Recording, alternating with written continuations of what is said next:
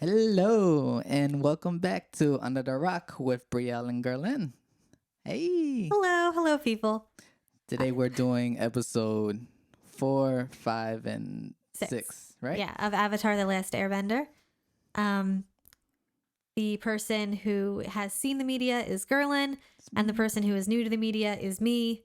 Although, to be transparent, like totally transparent, I did watch the whole show before we did this, so technically I'm coming back to the media as well. But for our little thing. Right. Also, I just want to say. Last episode, we were talking about Hook with Robin Williams. Oh my God. And I couldn't remember who the actor was who played Hook. It's Dustin Hoffman. It's Dustin Hoffman. I just wanted everybody to know that. So she knows who it is. I know who it is now. She knows who it is. Okay. All right, let's get into it. Let's start talking about Avatar. All right. So Kyoshi's Island. Yeah, the Warriors of Kyoshi. Yes. I love this episode. And I love this episode because it has Suki in it. And Suki is like one of my favorite characters in this series. I love her to pieces. She is a queen. She is an icon, a goddess. I stan her. And it goes back to what you said last episode with the way they introduce characters. Mm-hmm. They introduced her very well, Mm-hmm.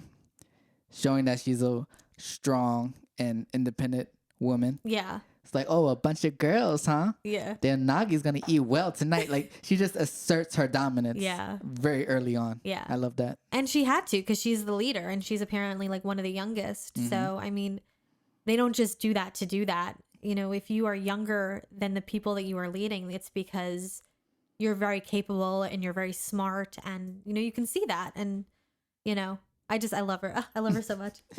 With this episode, I think this is the very first episode of Avatar that I ever watched. Oh, really? Because I didn't start when it first came out. Oh. My cousin actually put me on, and I believe this was the episode that because it was just airing on TV. Mm-hmm. So he's just like, "Oh, have you ever watched Avatar?" I was like, "No." Yeah. So he turned on the TV, and this was the episode. Mm-hmm. Oh, okay. That's really interesting. Mm-hmm. That's really interesting that this was the first one that you watched. It was when the intro played and it shows him smack right into the statue. Yep. Laugh every time. Laughing every time. Well, as a kid, that's what got me hooked. I was like, oh, this show seems fun. And Yeah. then That's what actually I was thinking about that with all 3 episodes that we're talking about today. Like they're funny episodes. Yes. Like, I mean, obviously like Avatar is meant to be a funny show sometimes. It's not meant to be super dramatic all the time. But like, and I know that it's funny, but I just forget sometimes how funny it is. And these episodes are very funny.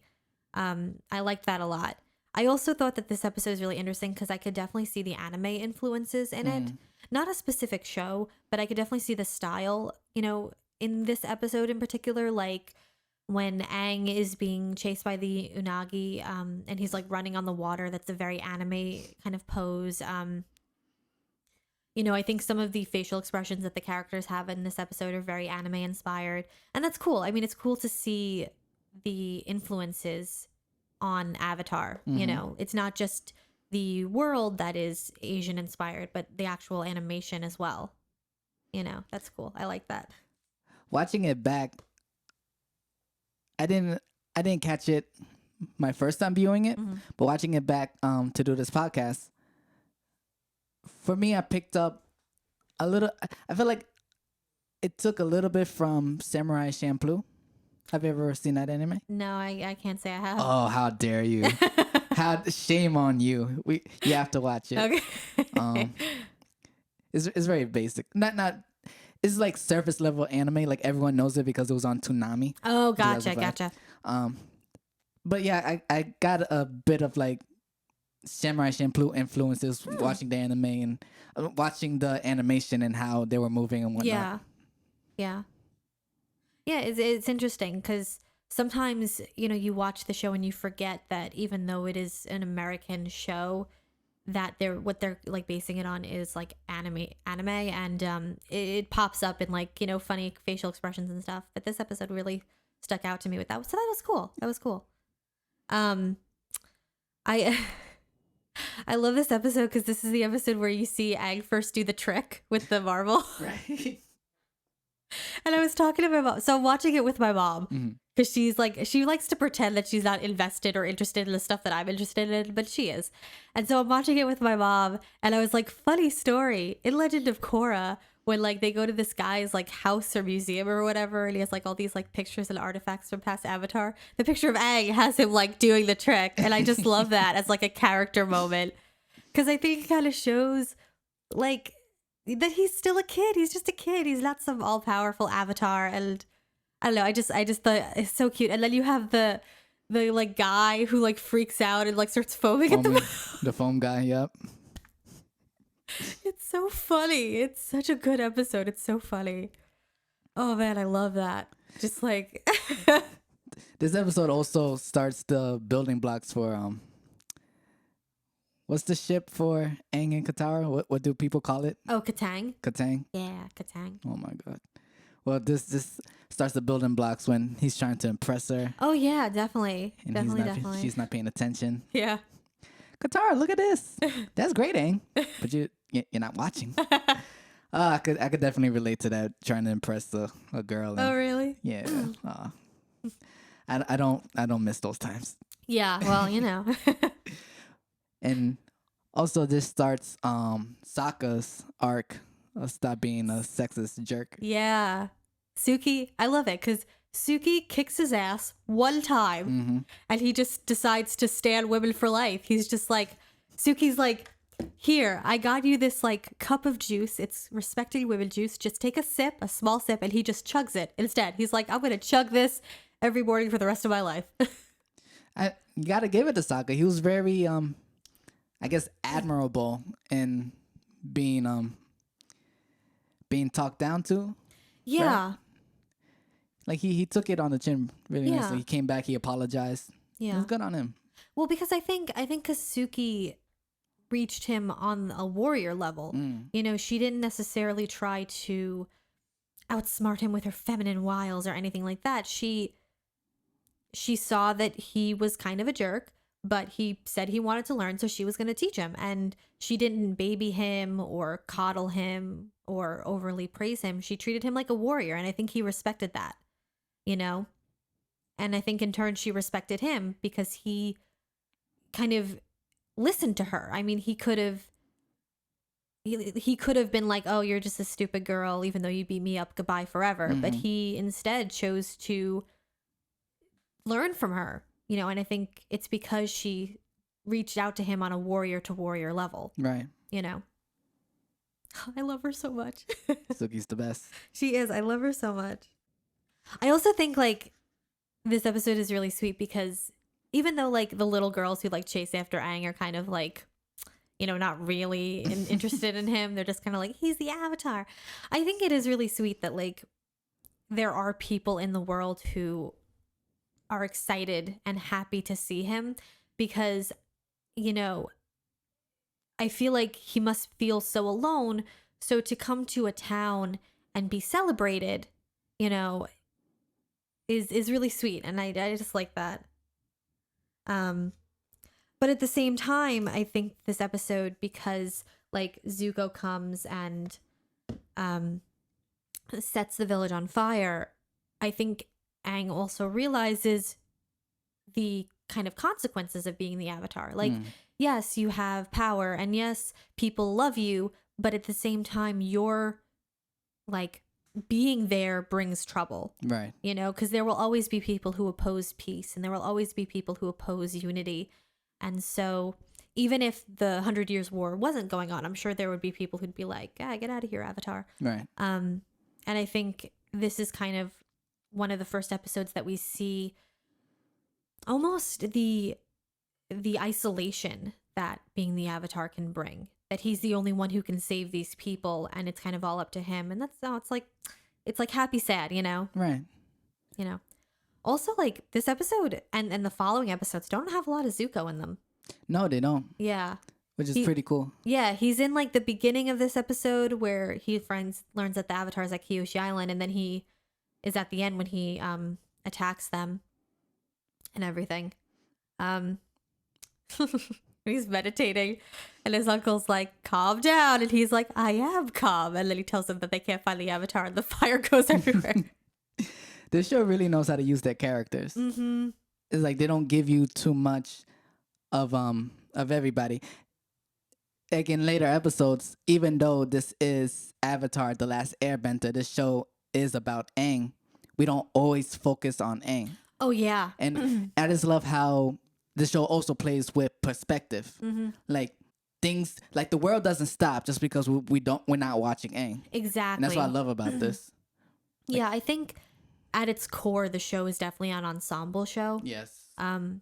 Which I think is great, you know, because you're absolutely right. I mean, even thinking further into the future with like the Tales of Ba Sing Se episode, those are all individual stories about individual people. Only one of them is about Aang, you know, and I think that it's important that the show shows us what other characters are doing, because I think it adds to the overall story of Aang. Because what Sokka does with Suki comes back to help Aang later, like in a fighting scene or a fighting style.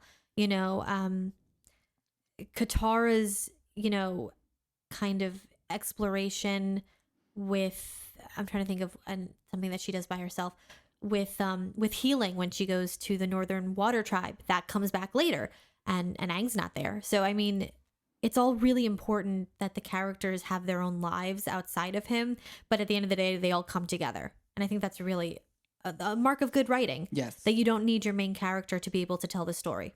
Very. And this is technically the only episode where, and I could be wrong, but where there's a lot of fanfare about, oh my God, he's the Avatar. Yeah, I feel like it is, yeah. Except for like negative fanfare in the Avatar Day episode. I mean, but we're not talking about We're not talking about that. Not yet. Not yet. Just people are excited to see him. And I thought it was a little weird that Katara was essentially trying to downplay it. Like, she's the one who encouraged him to accept the fact that he's the Avatar and embrace it. Yeah. And now that he kind of is, she's just like, all right, well, don't let it get to your head now. Relax, calm down, getting a little gassed up. I was like, Katara, come on. It showed. Did you think that Katara was jealous? Like, do you think that was a thing, or? I don't know if it was jealousy of the girls. I don't know if she was like, oh, he likes those girls more than me. I don't think it was that kind of jealousy. I think it was a little bit of jealousy that like he was kind of famous and maybe she wasn't. I don't mean to say that like she was like, oh, really angry about it. But I think it was that. I also think it was a little bit mixed with, well, if he becomes super famous in the Avatar, well, he'll leave me behind and he'll forget about what we are trying to do. So I think it's kind of a mix of that. You know, being a 14-year-old girl is tough, man. I am. I'll take your word for it. I'll take your word for it. Yeah. When they were arguing, something that I just caught right before we started, right before you came to film this episode, when they were at the food stand and they're talking, there was someone in the back, like just a random like nameless character in the back, and I'm looking at them because you only see them when the camera's on Aang. From this perspective, right? Not when it's Sorry for anyone that's only listening. Yeah. You see the character, and seemingly he's talking to nobody. I'm like, why did they draw a character talking to nobody? And then the very last shot is just him on the ground, like in the fetal position. So I was like, what's going on? So I rewind it, and I'm thinking, oh my God, like did he? And there's a house in front of him. Yeah. So I'm like, okay, is he talking to someone that's in that house from the window? And I was like, did they just show someone getting kicked out of their house? What? It's the most random thing. I just caught. I did not notice that. Oh yeah, like he's just like arguing. It seems like he's arguing to nobody, but there's a house there. I'm like, okay, so he's talking to someone within the house, and then he's in a fetal position. I was like, oh, I think he's in a doghouse. They just a random dude on Kyoshi Island is in a doghouse. So funny. Yeah, I just thought that was background stuff is great. I love background stuff. I think it's also interesting that it happens during the scene where Aang is fighting with Katara, Yes. like everybody's fighting. Yes. That's really funny, and I think, Yeah, keep an eye out for the background stuff. I feel like, Honestly. And one more detail that I have to say about this episode yeah, sure. is I love the world building, Mm-hmm. and specifically I love how they really put in detail with the animals of the show. Yes, I want to talk about that so much. Like the nagi, the elephant koi, Yeah, the like rhino, the Komodo rhinos and stuff. Yes. I like, oh man, I could talk for hours about the animals in Avatar. I'm so happy you brought that up. I was waiting because I wanted to like get to where there are more animals present. But yeah, let's talk about it now. Let's do it. Like seeing the Yanagi, my first like rewatching this Mm-hmm. again, because being a dumb little kid, like I didn't pay You attention don't to any of remember? this. Right. Seeing the Unagi, I'm just like, wow, like they have the Unagi. Like, is the Unagi any way related to the serpent from the Serpent's Path? Like, Maybe. this is where my head go. And I'm like, what's up? Why are the fish so giant Yeah. in this show? And the rhinos. The thing about the rhinos, when they're on the ship, where are they? I assume they have like some kind of stable. On the ship though? Yeah, The there are ship stables on seems really ships. small though. I don't Yeah, know. but there are stables on ships, like when people are transporting animals. You know. I mean, that was a big thing Yeah. for me. I was like, when he says Uncle ready the rhinos, I'm Yeah. like, where Yeah. are they? Like the whole 2 years he was banished. Yeah. These rhinos were just chilling on the ship. Unless he got them from Zhao when they got their ship repaired. That's Maybe. a good point. I mean, there isn't like a huge number of people on Zuko's ship, so I suppose they could have like 4 or 5 Komodo rhinos. I mean, they don't never show us like the stables, but it's a decently sized ship. I imagine they could have a stable or two. It could. Yeah. And also at the end, they had like 5 rhinos, right? Mm-hmm. At the end, they were all sitting on one. Like, what happened to the what happened to the other 4 rhinos? Did you notice that? I don't know. I don't know. I don't know. But what did you like about the animals in the world? So the thing that I like about the animals is that, except for very specific examples, like I think Mayuki and Bosco, which we'll meet later, Mm-hmm. all of the animals are 2 animals together. So an otter penguin or a penguin seal, a Komodo rhino, as we'll eventually see later, a turtle duck. Momo is a lemur bat. And when the characters say what the animals are, they say, this is a turtle duck or this is a Komodo rhino. So that implies that those 2 animals existed separately at one point, because it's not a new name. Like, we have, an elephant and we have a rhino, and we have, I guess maybe the best example would be like a liger, like a lion and a tiger makes a liger. But regardless, saying it's a turtle duck or saying it's a lemur bat insinuates that there was a lemur at one point and there was a bat at one point. So it's such interesting world building because it implies time and it implies age, because how many years of evolution had to happen for a lemur and a bat to become a lemur bat?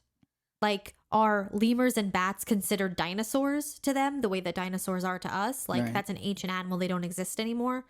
It's just really interesting because instead of calling the animal something completely different, because it is a different animal, it's not a lemur or a bat, it's a lemur bat. They call it that, which says that they're aware that those 2 animals existed separately. And I just think that's so interesting. I just think that kind of world building is so interesting because, like I said, it just implies the passage of time. And I don't know. I just think that's cool.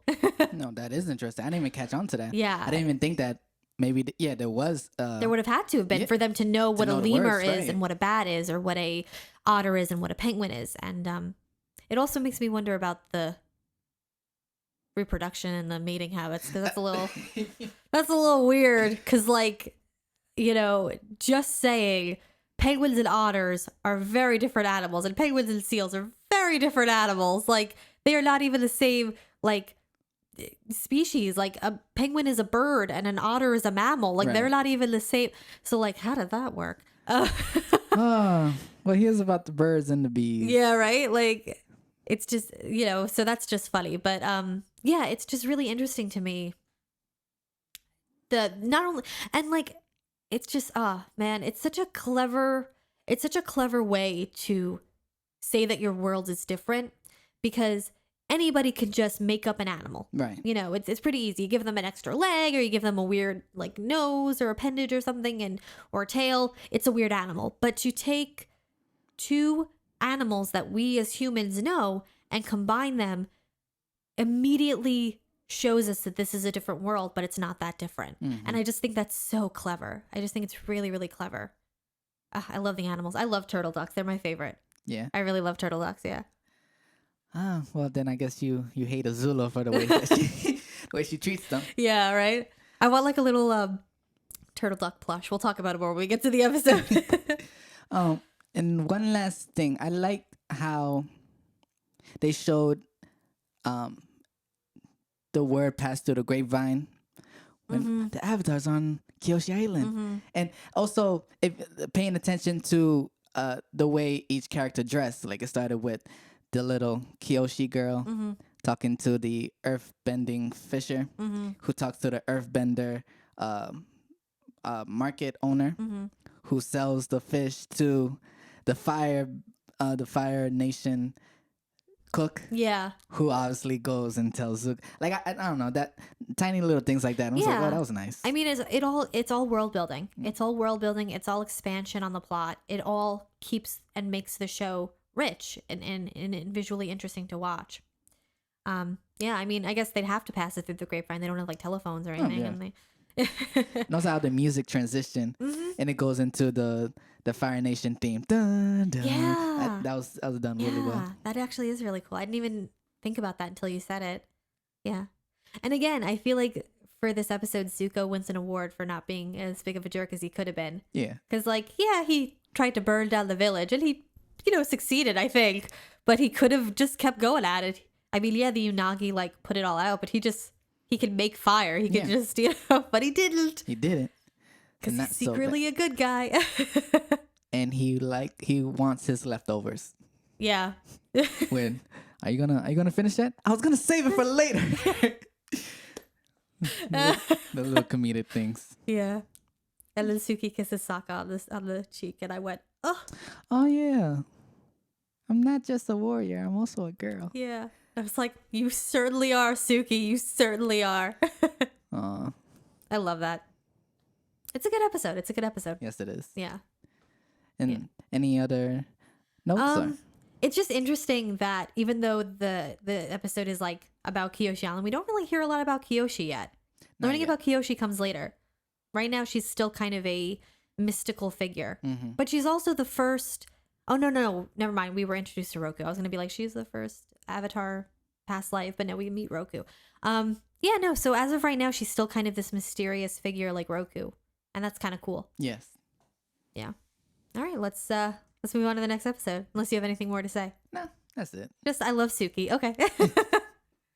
And for those who are watching, you will get to see Brielle. She has her, how do you call it? The modern cosplay. Yeah, like a modern like closet cosplay for Suki. It's pretty casual because like I can do different things, but yeah, just thought I'd do that. It's done very well. Aw, thanks. And also, I'm just looking at you right now. The headphones match. Yeah, With and the because black the and headphones gold. has the gold too, So which is cool. great. So onto the king of Omashu. Oh God, what a good episode! Again, a really funny episode, and also an episode that doesn't really feature Zuko. Right. Yeah, he's not in it, which is interesting, and I think, yeah, okay. This episode, I'm like looking at my notes. So this episode, I think, number one, I think it's so great to kind of see Aang talk about his past and have it be a happy memory. Like he remembers going to Omashu and like riding the mail chutes with his friend, and it's nice that we see Aang get to be so happy and to not look upon his past with only sadness. Right. And I think it's also important because it shows Aang having friendship with people all over the world. Yeah, no, I just think it's great that this episode is kind of about the happy parts of Aang's past. You know, I really like that. I really like that. This episode really enforces the fact that Aang has to hide his identity of being the Avatar. For me, I don't even see it as a big thing because he's not in the Fire Nation. Yeah. Like, he is the Earth Kingdom. But the fact that, you know, they still stress being concerned and being cautious of, like, showing who you are. Mm-hmm. He has to put on Appa's fur. Yep. It's all itchy. Yeah. Well, because I think, number one, they're afraid that Zuko will find them the way that he did on Kyoshi. But also because as of right now, they don't know who's friend or foe. They don't know, just because it's Earth Kingdom and that they're kind of oppressed by the Fire Nation, they don't know that That's they're true. not like loyal to the Fire Nation, you know, the way that some people in the Earth Kingdom are, you know. And so it's definitely sad, but it's true. That's part of it. And he always has to hide his tattoos because that's like a dead giveaway. Yeah.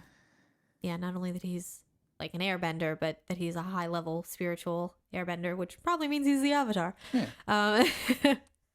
I also really like this episode because it shows Katara's like willingness to not only improvise, but like her willingness to go along with things. Because I feel like a lot of times people are like, "Oh, Katara's a wet blanket," but she really isn't a wet blanket. No. She goes along with the crazy schemes, and she like commits. She is there. Like when Aang was like, "Hey, I'm Bonzu Pippin-Paddle-Opsicopoulos III," she did not stutter. She just walked right up and was like, "Hey, I'm Jude Pippin-Paddle-Opsicopoulos." Like, she was there. She was ready. She probably had a backstory. Like, honestly, you seem like a very reasonable and smart young girl. Look after your grandfather. yeah. It's good. So good. And also, when they approach Omashu, the guards are pretty aggressive. Yeah. They're ready to crush Yeah. Aang. Yeah. Like, wow. And I mean, we saw what happened to. Oh, we're introduced to The cabbage guy. Cabbage Guy. Yeah, this is his first appearance of the cabbage guy. What a legend. honestly, and they use the comedy comes in threes in this episode because like they crushed his cabbages 3 times. Yep. That was pretty funny. Yeah, and I love that like the fans loved the cabbage guy so much that they just kept bringing him back because he was just supposed to be like a one-off fun character, and Right. they were like, "Nah, we're gonna keep him around." Unlike the foam guy. Yeah. No one liked the foam guy. When they brought him back, it was all like, this is a side note. Okay. When we went to the episode where Aang was on trial, Yeah. and we saw the foam guy again. Yeah. I remember when it was during the time where they were re-watching the season. So this time they had like the fun facts. Oh pop yeah, up. yeah. And one of the fun facts was that no one liked the foam Aw, guy. no one liked the foam No one guy. liked the foam guy. I was like, damn, that sucks. But yeah, when they kept bringing back the cabbage guy, it was like he was Yeah. great every time. My cabbages. Yeah. That's his He's just a catchphrase. simple man trying to sell his Trying to sell his wares in the cabbages. Earth Kingdom, and that darn Avatar Cheap. messes Get it him- up yeah, man. every time. Every time. Can't get away from him. Yeah, I think it's also really interesting to see the architecture Mm-hmm. of Omashu, because it is so different from like the air temple and the water tribe and everything. It's just fun to see the different ways that the people of this world have kind of, you know, grown, and how they like, you know, live in their world and everything. And I also think it's interesting when we eventually get to Ba Sing Se. I think it's interesting that both Omashu and Ba Sing Se is a city surrounded by walls. Because it kind of speaks to the Earth Kingdom's almost isolation, and their, I think, persistence in keeping out of things. Mm-hmm. Like the idea, like if we lock ourselves away, we'll be safe, which obviously doesn't work. But it's just interesting that the Earth Kingdoms have those like big, huge walls to both protect them and hide them, and also keep other things like out. It keeps things out, but it also keeps things in, and to the benefit and the detriment of the Earth Kingdom. And I just think that's interesting that we're introduced to that idea with the architecture. Right. And actually plays into the next episode when Katara gave her motivation speech to. But we'll get there. Yeah, we'll get there. Let me tell you, like those mail shoots look so fun. Yes. If we ever get an Avatar theme park, that should be a ride. It should be. And I think it's interesting that it literally, this is things that kids think of. Like they just don't see a mail delivering system, even though that's what it's meant for. Yeah. They see a giant slide. I don't know, and I guess this is a bit regional for those who are not on Long Island or in New York. Yeah, we're in New York. Have you ever been to when you're Nassau Coliseum? Like, have you been around there, that area, Nassau Coliseum, and then Yeah, I've seen concerts at Nassau Coliseum. when around the Coliseum, there's Nassau Community College. Yes, my sister went there. You know that building is brownish. It has that big, like, mirror like thing. Yes, I do know that building. Tell me you never wanted to slide down. Oh, every single time I went past it as a kid. My mom worked in a office building next to that one, and every single time I was like, damn, that would be so cool to slide down. Every single time. And it just really shows how much this show was meant for kids. Like, this is what we think about. Yeah. It's like, I want to slide down that. I want to jump on this. I want to climb that. Yeah, I want to ride this animal. I want to ride this animal. Yeah. It's really sweet. It's really sweet and cute. It's adorable, you know. And it tells kids that think like that that you're a mad genius. Yeah, think like you outside are the a box. genius. Is a good message. Yeah. Oh, definitely. I think the idea is not only good for Aang, but it's also just good for the kids watching. Right. I like that. I think that's sweet. You know, don't try to fit in to the rigid rules. There are always ways to like look outside the rules and to think outside what is like expected or normal. And I like that. Yes. And I mean, you see that with Boomy's like trials. You know, every solution has to be different than what you would think, you know? Every way that Aang wins that trial has to be through creativity, you know, and you know, thinking slightly off center, you know, which is great. I think that's important. I also just I love King Boomy because he's just like full of puns, and I just love that. I love Your puns. Island, huh?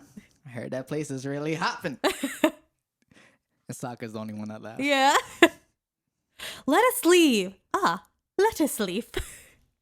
This guy is crazy.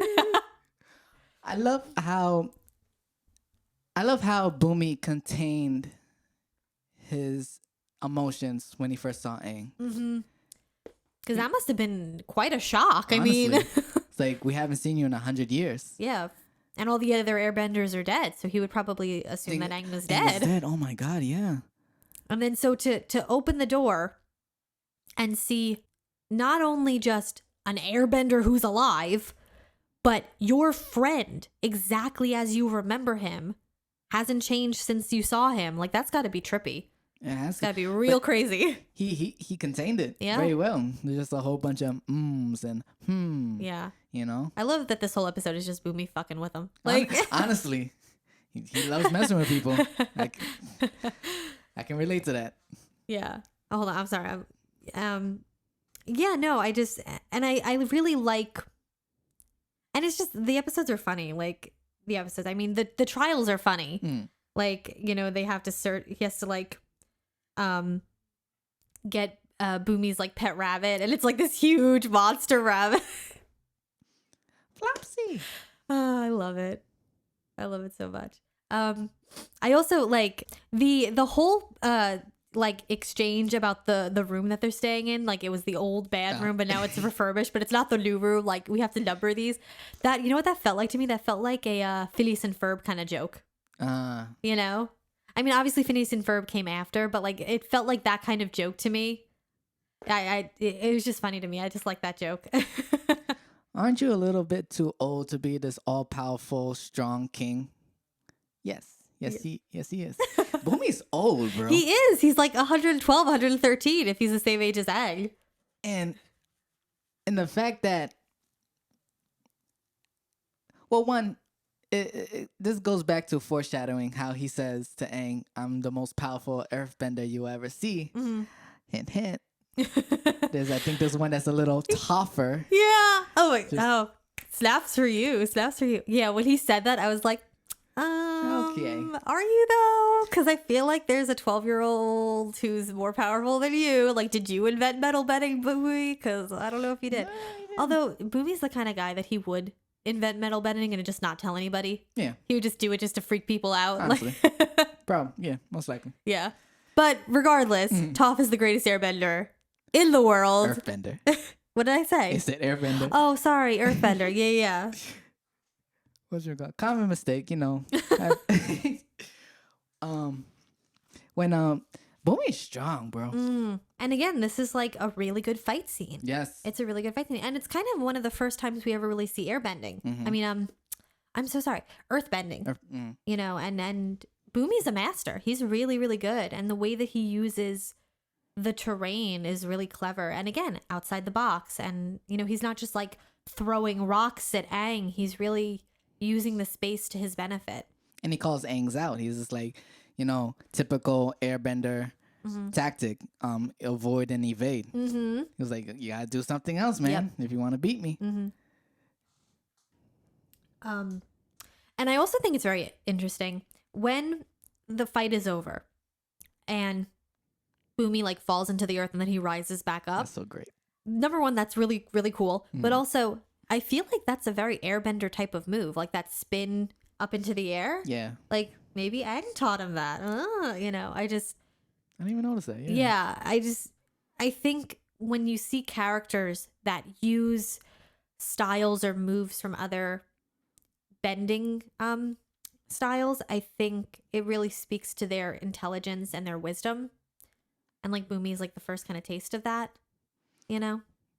And then this is further down the line, but what Iroh with redirecting lightning. Yeah, when he teaches Zuko about all the different bending styles. Yeah, I think that's super important. And it is always the wise characters, the older characters. Yeah, wisdom comes with age, definitely. Yeah. And then it's Boomy and it's his friend. His friend, they reunite. It's so good to see you, Aang. I know. It makes me it's happy, but it's also so bittersweet because like they didn't get to grow up together. They didn't get to, you know, be with each other and hang out with each other again. And you know they're meeting again, but it's so different, but it's also the same, you know. And it's just nice that Aang has a friend now. Yeah. I mean, obviously like Sokka and Katara are his friends, but like it's just nice that, you know, he has someone from the old days. Something else I wrote down for this episode, I really like the coloring of these episodes. Last episode and this episode, I just like the way that they're like colored, which is just like nice little point for the animation. Yeah, like when Zuko shows up, the coloring gets very red and orange, and I really like that. It's just something that I noticed. I was like, oh, this is cool, like the coloring that they do. To that point, when Suki and Sokka were training, you could see the sun setting as they're training. That was a nice touch. Yeah. Yeah, the animation, the coloring, the editing is always really, really good. Yes. And I just noticed it in these episodes, you know. Also, I really like this fight between Boomy and Aang because Aang is really at a disadvantage and he really struggles during this fight. One, because I think Boomy is throwing out some very weird moves that Aang isn't used to, but also because Earth is the opposite of air. And that's that first kind of glimpse we see of the struggle that Aang has with earth bending and fighting against earth styles. And it's just like, it's all foreshadowing. It's all foreshadowing. So done. Yeah. So well done. Man. Also, so I don't know how familiar you are with the idea of the hero's journey. So the hero's journey was created by Joseph Campbell. It is a literary idea that every story about a journey basically is the same thing. It's a circle and it's all the same thing. And it has these like points that you hit every single time. And so you can look at a movie like Harry Potter or a book like Lord of the Rings, or for those of you who will get this reference, the entire Kingdom Hearts game franchise. And the character will hit every point as they make their way through the story of becoming a hero. And I feel like Aang is on that hero's journey because this episode, the episode with Boomy, is the meeting with the mentor point in that journey. He meets with someone mysterious, older. Maybe that older person plays a trick on him to hide their identity. But at the end of it, the mentor gives him a very important lesson. And that lesson is to think outside the box, to think like a mad genius, to be creative in his fight against Ozai, which is what Aang eventually does. Yeah. When Aang eventually meets Ozai, he is very creative. He does think like a mad genius.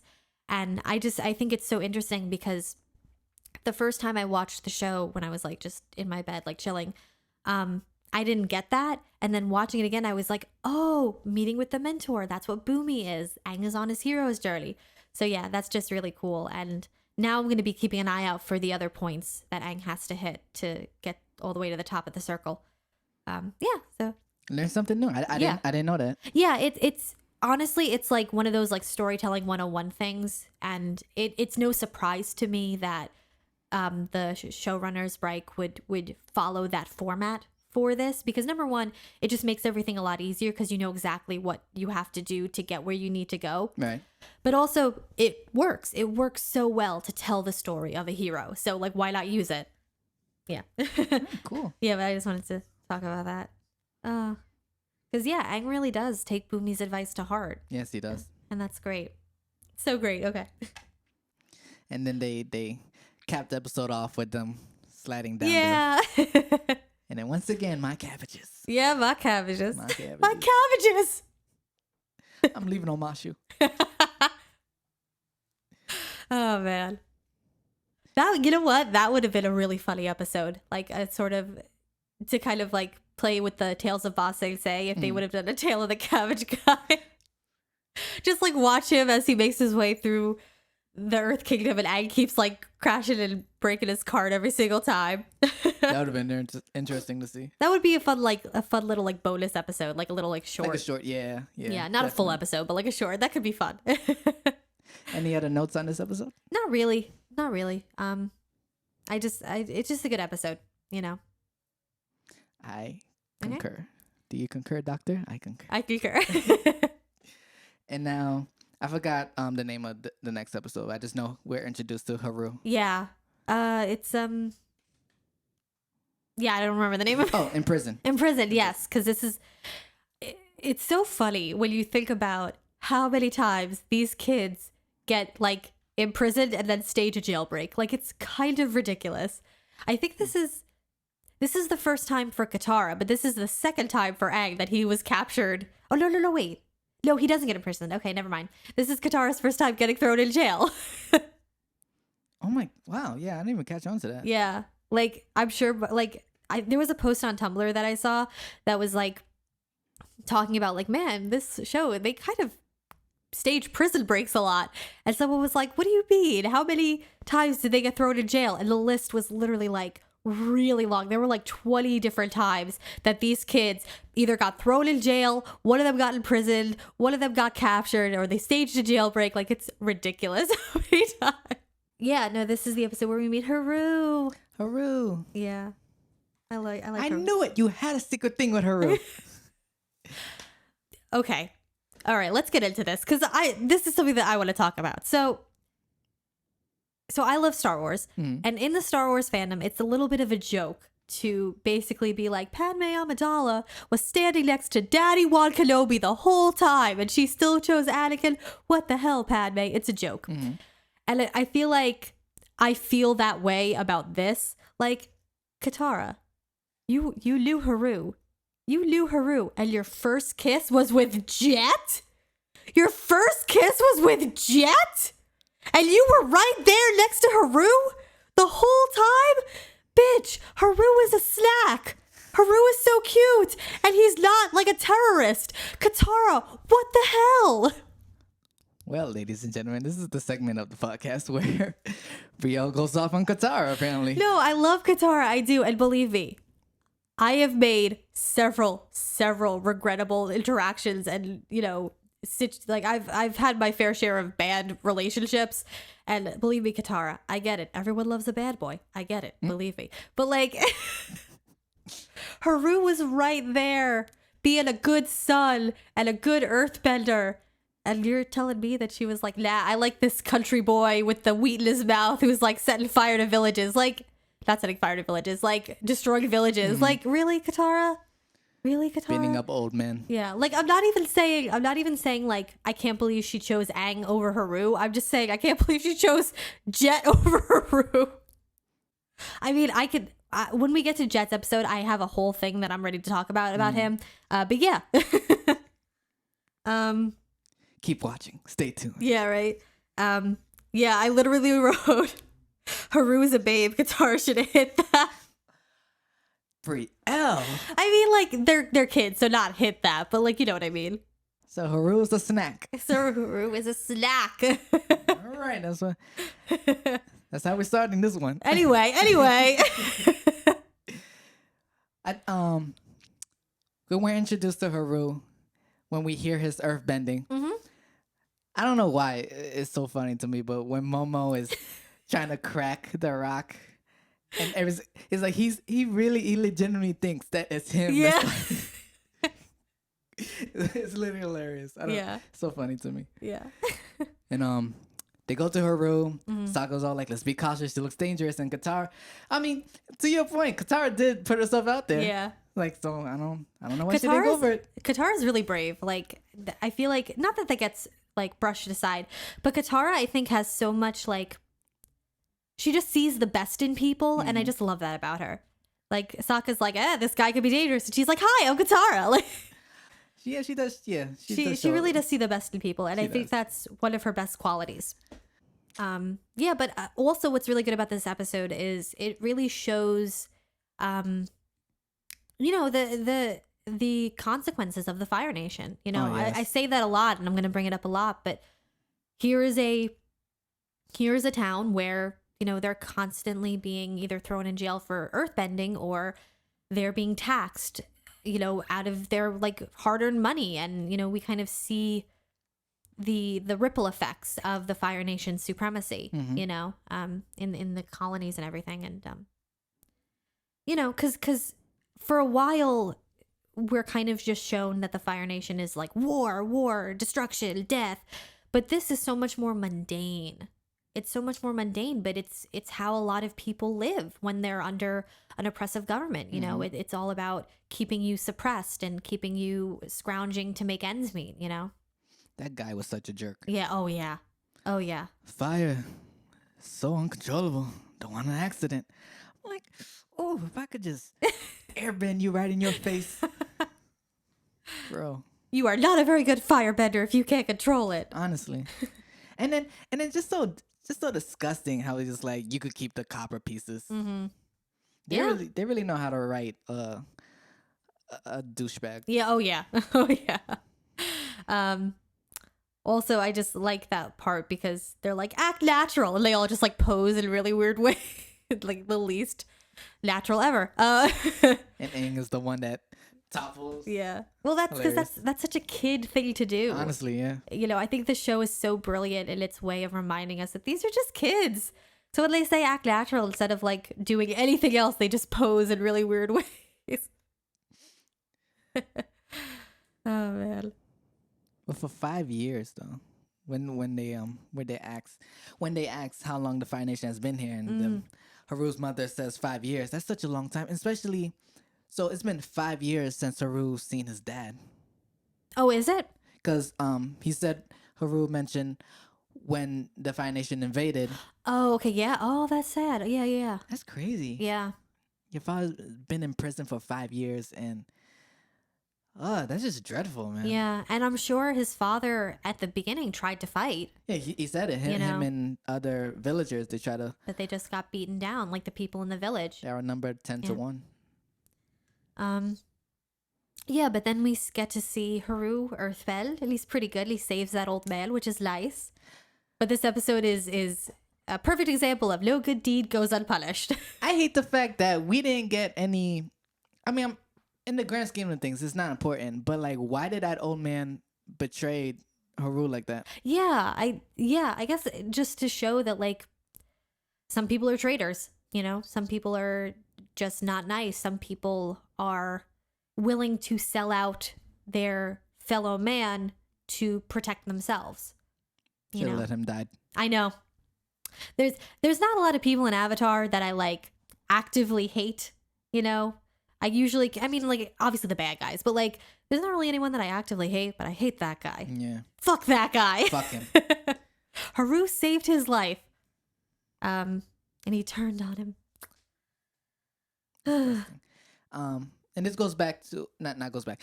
In the next scene we see some of these shots or like moments are so cinematic. How Katara is water bending the water out of the, what would you call it? The well. The It's not a pump, well. the pump, yeah. The pump, and it's silence. You know, you just hear the water flowing. This morning, the music. Katara looks at Haru's mother. She turns around. Tears starts falling.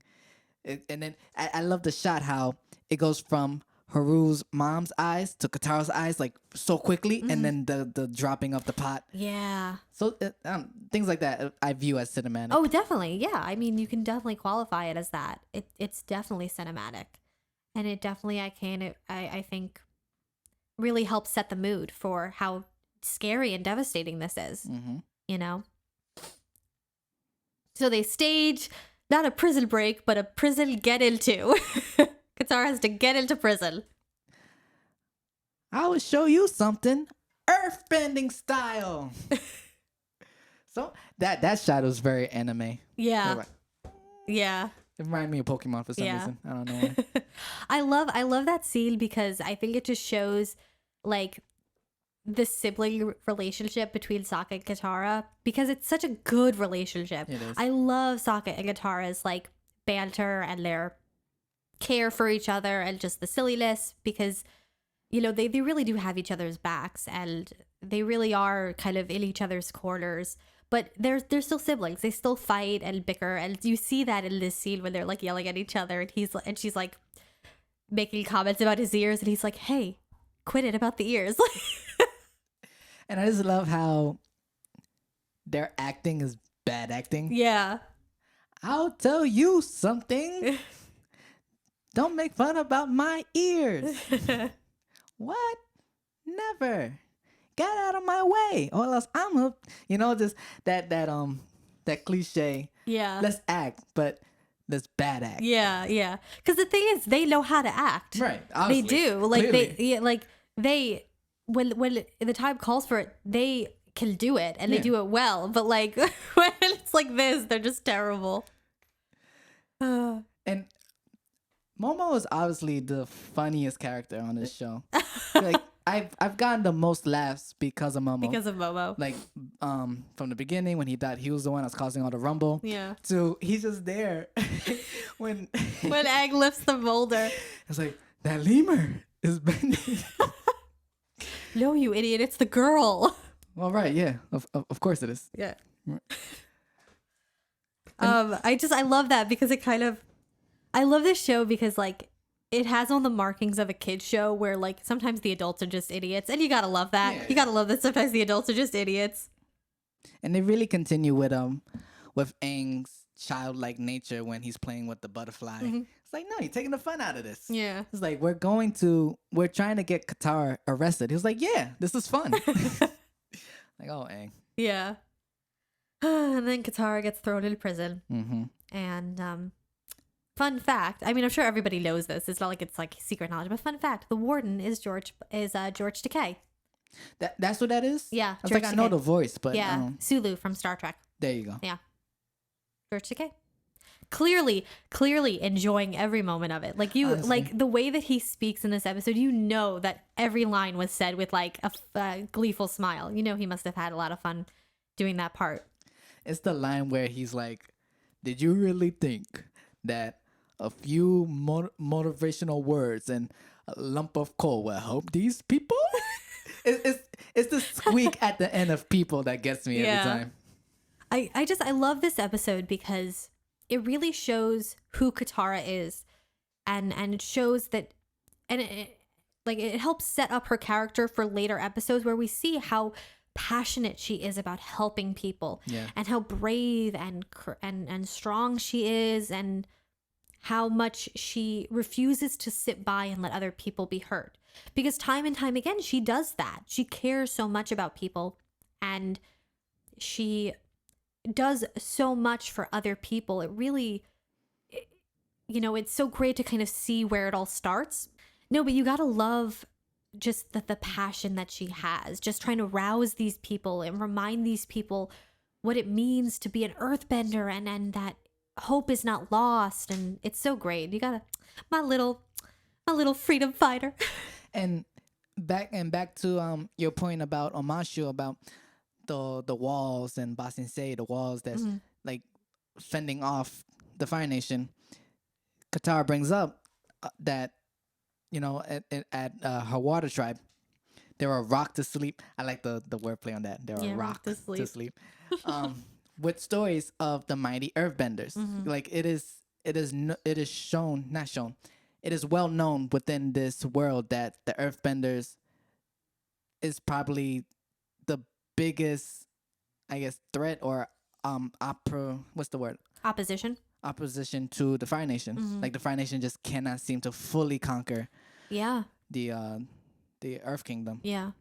You know what it reminds me of, actually, when I think about the geography? The Earth Kingdom reminds me of Russia. Obviously not in the style or the culture, but Russia historically is very, very hard to conquer. Napoleon tried it, Hitler tried it. It's very, very hard to conquer Russia. And that's because it is so massive and it has so many people. And also because these idiots tried to conquer Russia in winter, which is like stupid, but regardless. And the Earth Kingdom reminds me of that, because the Earth Kingdom is by far the biggest nation, if we're talking just land mass wise, but also it seems to have the most people. And like you said, the Fire Nation just can't quite seem to get a full hold on the Earth Kingdom. And I think it's because there are just so many earthbenders and they're all so powerful. And it's just very interesting. It reminded me a lot of Russia in terms of the kind of ability to withstand anything, And I feel like it makes a lot of sense too, because like firebending, they can produce the fire. Earthbenders, earth is all around us, so it's just as a convenient element as fire. So so you can never essentially ambush an earthbender because I mean you can. You can, but it'll be difficult. Yeah, you'd have to put them in the water and on metal, Oh, that's another foreshadow. Yeah. As you may realize that this whole rig is made out of metal, so you cannot do anything. Yeah. Wink. Yeah. Wink. I love how they set that up. Yeah. Yeah, it's really it's cool. And also I just think it's like so sweet, the idea that like Katara grew up with stories about earthbenders and possibly about airbenders, that just because the nations are separate doesn't mean that they're not known to the other nations, and that the Fire Nation has done more than just kill people. They've killed stories, which is great. And what a rousing speech. You gotta love her. Honestly, they really set Katara up to be this great hopeful person. Yeah. Like with the very first intro, she's the one that says, I believe that the Avatar will return and save the world. Yeah. She's the only one that says that. Stories that was passed down to her by Gran, I'm assuming, of the Avatar. Pretty much, it seems like everyone around her gave up hope that the Avatar would come back. She's the only one that believed it. They really set her character up really well. And I think it's important because without her kind of unending hope and positivity, Aang would fail. I mean, he really would, because the first time it got a little too hard, or the first time that someone hurt him, he would probably run away or shut down. And so I think that's why Katara is so important to not only him, but to the entire world. Like, Katara is so important to the entire world, Yeah. Yeah. Yeah, and then Sokka and Aang come to break her out, and she's like, "Nope, can't do that. Got to break everybody Not out." getting up on these people. Yep. Nope. Because she could have. She could have just grabbed Haru and his dad and just left. But she was like, nope, got to save everybody. Yeah, and then they use the coal to fight back, which is so brilliant. Like, I'm surprised that none of the Earthbenders thought of that. They sucked the hope out of them. Yeah. I mean, But Katara brought it back. yeah. You know? And it's great. You really see how powerful Earthbenders are in this episode. Like, when they, like, lift up so much and they just throw it at them. You really, really see how powerful they are, which is great. You know, they really showed the reason why the Fire Nation is having such a hard time conquering the Earth Kingdom. Yeah. You know what, though? I couldn't help but think as I was watching, like, the scenes where they're throwing the coal and they're, like, you know, everything. I couldn't help but think of the movie that must not be named and how in that movie the scene is so different. What movie are we talking about? Are we talking about Yeah, we're talking about the Avatar: The Last Airbender movie. See, I didn't watch it. I've only seen clips. I've seen a lot of clips that like people like there's like a few like 4 or 5 clips that everybody shows. And there's like a clip where they're in the part of the show where they like meet Haru and it's imprisoned, and it's in that movie. And so the Earthbenders, like there's like 5 of them, and they're like stomping on the ground and they're like going huh huh huh, and they're like punching with their fists, and literally a rock gets lifted up and moves, and that's it. That's like all that their moving did. A rock moves, and it's like, and when you and so I was thinking about that compared to what actually the show does, and it's just, oh man, it's miles apart. Like it really is. Like I refuse to watch that movie. yeah, like I said, I've only ever seen clips, and it's the clips that other people show in their like criticisms of the movie. I haven't even seen clips. Yeah. I just Good. refuse. No, don't. They're bad. I refuse. They're really bad. Damn, like how do you mess up a scene? Whatever. Yeah. Anyway, Whatever. let's not get mad. Let's not get mad. The fight scene of them breaking out and Haru and his dad defending everybody. The choreography was done so well. Like you see how they move their body, how when they're lifting something, they dig deep under, and then they lift their arms, and when they're dropping something, when they cut to Haru's dad throwing them in the water, and he was like, "Oh, I heard that cow is drowned," and he simmers down. Like I just love the movement of earthbending, how they do everything. Yeah. It's really clever, and again, it speaks to the care and consideration that the showrunners did to model the different bending styles off of different types of karate or like martial arts. And you can see it, and they really do such a good job of animating the like power that it takes to earthbend or waterbend or airbend, because like you see them like hold up, they're actually holding up that earth, you know, even though it's like miles away, they're holding it up, and you can see the like tension in their arms and everything, which is really just brilliant work. Yes. You know, It's the tiny details. Always with this show. Also, this episode is the episode where we learn about Katara's mom. Yeah. Yeah. And we learn about her necklace. And then she loses it. Yeah. And then Zuko shows up just out of nowhere. Remember this guy? Yeah, right. The main villain of the season show. 1. But he finds her necklace. Oh no. Dun dun dun. To be continued. Yeah. Previously on Avatar. And then that's that. And yeah, that's like the first time that we see Zuko in the episode when he like finds her necklace on the rig. Yeah. It's the first time we've seen him since Kyoshi's Island. Yeah.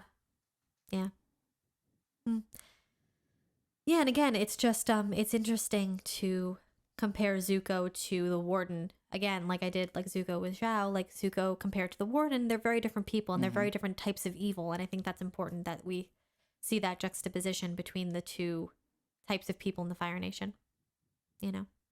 Yeah. It's a good episode. It's a really good episode. And it again, not again, but something that I really like about this episode and the episodes before it is it shows the richness of the secondary characters Because there are plenty of shows that have secondary characters that are very one-dimensional or flat, and Avatar does such a good job with their secondary characters and making them three-dimensional and making them very nuanced and complex. And I just love that, because not only does it help make the show as a whole better, but it also makes the main characters better, because when Suki and King Boomy and Haru are all nuanced and interesting, it makes Sokka and Katara and Aang more interesting, and furthers their story. Yeah, no one is wasted. Yeah. They use everyone very well. Yeah, exactly. I also think it's interesting, and this we can talk about more as we meet more characters. The naming styles of characters, like all the waterbenders, as we'll eventually see, have very hard K sounds, like Sokka, Katara, and they have A sounds, hard A's. Wait, hard A's, is that the right sound? Yeah. Anyway, they all their sounds, like Kana for their grandmother, Hakoda, like it's very I mean, obviously because it's based on Inuit names, but they all kind of sound the same in terms. And as we will later meet, like Paku, and which is a K sound, and I think Yue is kind of the only one that's different. And then you go to the Earth Kingdom, and Boomy, Suki, Haru, lots of U sounds, and that sort of thing, and a lot of like harder sounds, like boo, like buh, or s, or and then later we'll meet Toph, like Toph, and then it's just interesting, like how even down to the names, all the cultures are so different, and I think that's great. I think that's really, really great. You pick up on like the best things, bro. Yeah, I just and then like it's harder with Aang, because all we really know is like Aang, Yang Chen, and Gyatso. Gyatso, sorry, I mispronounced that. But like again, like the G sounds and the Y sounds and that sort of thing, and a different sounding A than Katara. Katara is a different A sound than Aang. And then you go to the Fire Nation, you have Zuko and Azula, lots of Z's, Sozin, again, more like U sounds, like Roku, Zuko, things like that. Then you got the softer ones, Iroh and Lee. Pick Lee. Lee is a very common Fire Nation name. Well, yeah, you have Iroh, you have Mei, you have Ty Lee, which are softer names. Yeah, it's just really interesting. It is. But I have my theories about Ty Lee. We'll get to those later. But yeah, no, it's just interesting that even down to the naming conventions, everyone, it just helps kind of differentiate the cultures. It's cool. Yeah. It's cool, yeah. Avatar Korok. Yeah, that's the same kind of hard K sound. Yeah. And then Roku, the U. Mm-hmm. And the K, yeah. I like that, like this because I don't know, just the way that your mind works and the things that you pick up on. I'm just like, wow, I would have never. Oh, like, thanks. Yeah, this is good. I think we have a good dynamic here. Thank you. Yeah, I just it's things that like I wouldn't have picked up on when I was a kid. Doesn't mean that it's bad, but it's just I wouldn't have picked up on it as a kid. And I think being an adult watching this show, you really kind of pick up on all the little details that go into making a show. Yes. And I think also, me being the person that I am, being, someone who was a theater major and I studied a lot of English and creative writing, I think also makes me see these things as well. Because I if I was, I don't know, a math major, maybe I wouldn't have noticed that. But yeah. All right. Any more notes on In Prison? Not really. I mean, I feel like we've got it kind of down pat. I feel like we talked about everything that we did. I just I love Katara. I love her ability to connect to people kind of instantly. Mm-hmm. There's whenever she meets someone, she finds a way to get them to open up to her, which I just think is so wonderful. She really is the heart of the show, I think, and I just love her for it, because I feel like Katara sometimes gets a lot of hate because she can be a little stubborn and a little, she brings up her mom a lot, which she really doesn't. She doesn't. You know, she can be a little bit of a wet blanket sometimes, but she really, I think, is the heart of the show. You know, and I love her, and I mean, every character in the show is great, but yeah, I do love her. All right, and I guess that concludes today's. Yeah, I think we're this done with the episode. episode. Yeah. Not season 2, episode 2. We did it. Yeah. Yeah. We will be posting this on all the available spaces. We'll also be including some links of ours if you're interested in, like, I don't know, seeing our Instagram or like sending us a message or whatever. Who we are as people. Yeah, we'll have that up for you as well. And I guess we'll see you next time. You can do the sign off if you want to do a sign off. Yeah. Signing off. Bye. Bye.